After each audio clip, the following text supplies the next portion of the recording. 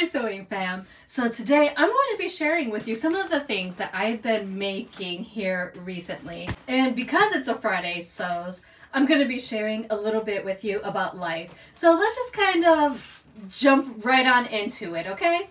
So I have been having fun making pouches. What prompted this was that I really wanted to make my father, who lives in Puerto Rico, a pouch with his name on it. And I wanted to fill it with toiletries, like shaving stuff and soaps and things like that, as his little Christmas gift and get that on out. And you all, I really love the way that it came out. So these two were my practice ones. I used the tutorial by Adam Sews to make up this pouch right here. And I basically followed his directions and it came together pretty nicely. I like that little zipper. And it is lined. Now, because this leather was a 2 to 3 ounce leather, I really didn't have to add any additional batting. Now, I kind of wish that I had added some additional batting to this one because it's a little more squishy than I would have liked it to have been.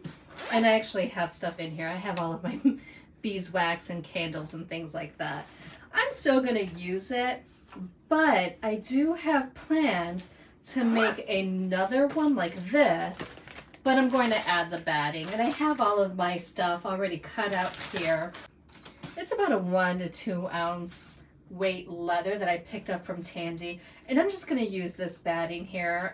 It is fusible, so I'll fuse it to this fabric and work that out, and I'll be sure to share the details with all of you. The one thing that I changed from Adam's tutorial was I included this little strap right here going across, which I actually really like. I like the look of it. I like that when the zipper is open, it gives you something to kind of grab onto as you close it. I have to admit that I really like making these a lot, and I can make it out of a square foot of leather, which is pretty nice because I've got a whole lot of leather that I could use.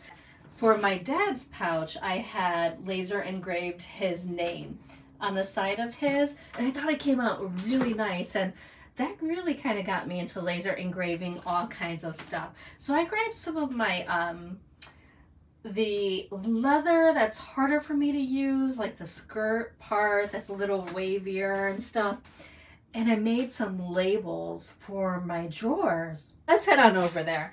So I have actually been, I don't like clutter. I don't like seeing clutter, and being able to see like all kinds of things in the clear drawers kinds of drives me bonkers.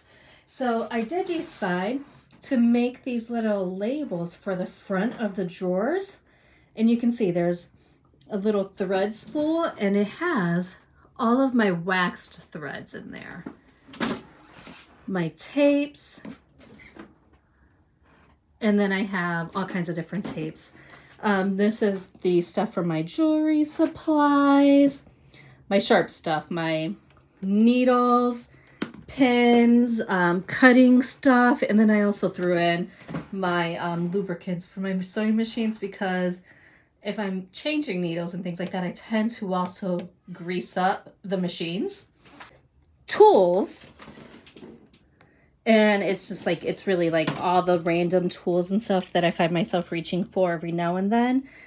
And then bra making stuff. So I've got lots of bra making kits and things that you really can't see.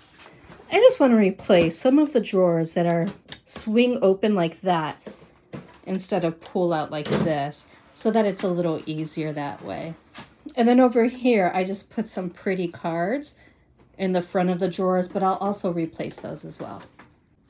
And then as far as gifts go, I did make a couple of pin cushions. Now I made a pink pin cushion for one of my friends. It was similar to this one, and it has like little pre-punched holes and stuff like that. But for hers, I laser engraved the different machine needle names that I know that she uses, because it'll be a good way for her to kind of keep track of what's going in and out of her machine.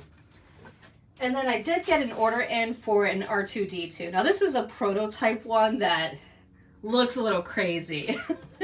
But I'll pop in a little video of the one that I made over here. You all, I really enjoy making these little R2-D2s because it gives me the opportunity to like do a little bit of hand painting, kind of slow down and stitch something by hand, and it was kind of therapeutic, if I'm honest. And then the last thing that I finally finished was my mother's doggy bag. So my mom, this summer, I think, had sent me her old fabric doggy bag and said that she wanted one out of leather for her dog.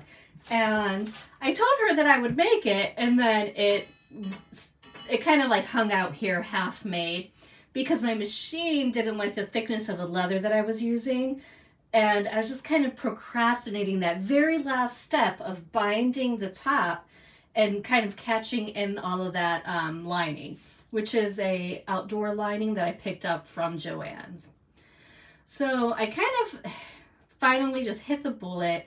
I popped some holes in by hand, and I decided to just stitch it by hand with some of my wax thread. And I think the end result did come out cute. And I like the way that this bag really does stand up. And my mom loves the bag, which is kind of surprising because for her personally, like pinks and stuff is like, whoa, too much color. But when it comes to her dog, it's anything pink goes. So she loves it, and her dog was just kind of hanging out in it all day. She was like, she does not want to come out of the bag. Now let's talk about life. You all, why does insanity have to like creep up on you as we get closer to Christmas? People say kids are so amazing, and they are, until they have explosive diarrhea in your bed in the middle of the night.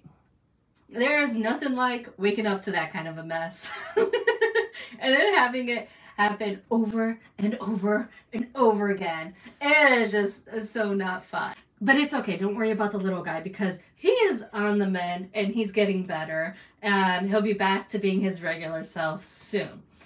We did get to visit Santa Claus, which was really fun. It was the first time that he really got to visit Santa Claus and he understood what was going on and that he could ask for presents. And so he brought his whole list and he was telling Santa Claus what he wanted. And you all, the Santa Clauses around here have really kind of stepped up their game because he was able to read my kids' handwriting. This Santa had to be magical. This weekend, I'm actually really looking forward to meeting up with some of my friends that I haven't hung out with in a while, actually. So I'll be meeting up with my bestie from like 4th grade, you all. I've known her forever. And actually, side note, we went to The Price is Right together, and this is us. Well, we're going to meet up for dinner. We're going to have Italian food. It's just going to be the family, her. It's going to be good. We're going to exchange some gifts. She's getting a bowl cozy and a bowl and some socks or something. Maybe some hot sauce. She likes hot sauce. I'll throw some of that in there for her. And then on Sunday, I have people coming over to make some coquito, which is the Puerto Rican version of eggnog. And so there's no egg. It's not your traditional like eggnog that you buy in the store. It's all like coconut based. And oh, it is the most delicious rum spiked beverage ever. You all have to make it. In fact, I'll link the recipe that I'm going to use down in the description box below in case you want to check it out. It comes together pretty quickly. All you really need is a blender and a bunch of like cans of stuff. And rum. Don't forget the rum. The rum is really important. Now, I actually plan on taking the rest of this year off to spend with my family and kind of get like all of my affairs in order and do some dreaming before the next year comes. Part of that process is actually me sitting down and making a vision board for the year, which I'm really looking forward to. And, you know, part of that this year is actually going to be my wardrobe. So I'm going to be doing a complete overhaul of my wardrobe next year. And I've started sketching out some of the looks that I want to include. But yeah, that's going to be my focus for next year. And I'll be sure to bring all of that in for you all. Let me know in the comments if you're still like trying to make some Fast and Furious Christmas gifts, or if you're kind of where I am and you're chilling out and just enjoying the rest of the year. I mean, I find that time really helpful. And if you're on Instagram, you can still catch me over at Madi Sews for Curves or Inspired Leather Co. I'll still be posting little videos over there and keeping in touch with all of you because I really do love interacting with you all. We're just not going to be doing it right here until next year. Okay, so with all of that being said, I hope that you all have an amazing holiday season and a very prosperous and amazing new year. And I'll catch you in 2023.